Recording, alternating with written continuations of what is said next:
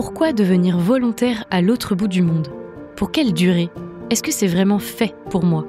Dans Questions de mission, le nouveau podcast de Fidesco, on répond à toutes les questions que vous pourriez vous poser sur la mission humanitaire, avec sincérité, simplicité et bonne humeur. Questions de mission, un podcast disponible sur toutes les plateformes d'écoute. À tout de suite. Dans l'évangile de Jésus-Christ, selon saint Luc. En ce temps-là, de grandes foules faisaient route avec Jésus.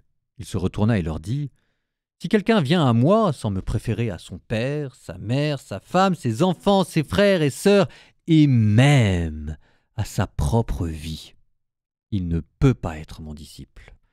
Celui qui ne porte pas sa croix pour marcher à ma suite ne peut pas être mon disciple.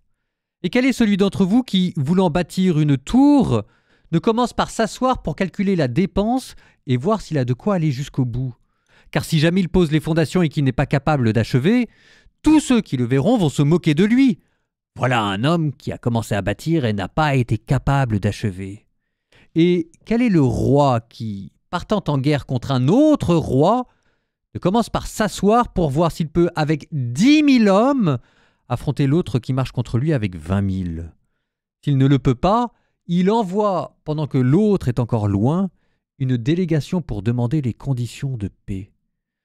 Ainsi donc, celui d'entre vous qui ne renonce pas à tout ce qui lui appartient ne peut pas être mon disciple.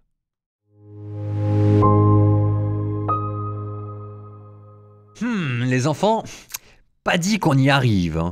Celui d'entre vous qui ne renonce pas à tout ce qui lui appartient ne peut pas être mon disciple. Qui parmi vous peut dire qu'il a renoncé à tout ce qui lui appartient? Même moi qui ai fait vœu de pauvreté, c'est d'ailleurs un peu vache, parce que j'avais vraiment renoncé à tout ce qui m'appartenait. Enfin, je veux dire, j'ai vraiment tout quitté, quoi. J'ai renoncé à mon compte bancaire, etc. Et ensuite, on m'a redonné plein de choses. Donc je vais me positionner comme victime. Ce sera plus simple. Victime de l'Église qui, une fois que j'avais donné tout à Dieu, m'a ensuite redonné plein de choses. Bon, mais ça, on dira que ça fait partie de la générosité de l'Église et de la mauvaise foi des moines qui légitiment leur manque de pauvreté en accusant les autres. Bon, peut-être, très bien. Mais vous n'avez pas cette excuse. Lequel d'entre vous a déjà renoncé à tout ce qui lui appartient? Alors, vous allez me dire, j'ai des bonnes raisons de ne pas renoncer. On a toujours des bonnes raisons. On a tous des enfants dont il faut payer les études, un toit à payer, etc. On a tous des raisons de ne pas renoncer à tout ce qui lui appartient. Mais quand même, alors dans ce cas-là, ça veut dire quoi? Quel est celui d'entre vous qui n'a pas renoncé à tout ce qui lui appartenait? Ça veut dire, vous pouvez le prendre différemment et là, vous allez voir que ça devient quelque chose peut-être de plus accessible, mais en tout cas, quelque chose d'encore plus beau. Ça, c'est dit de manière négative, renoncer. Je vais le dire maintenant de manière positive, donner. En fait, le but n'est pas d'abord de renoncer, mais de donner.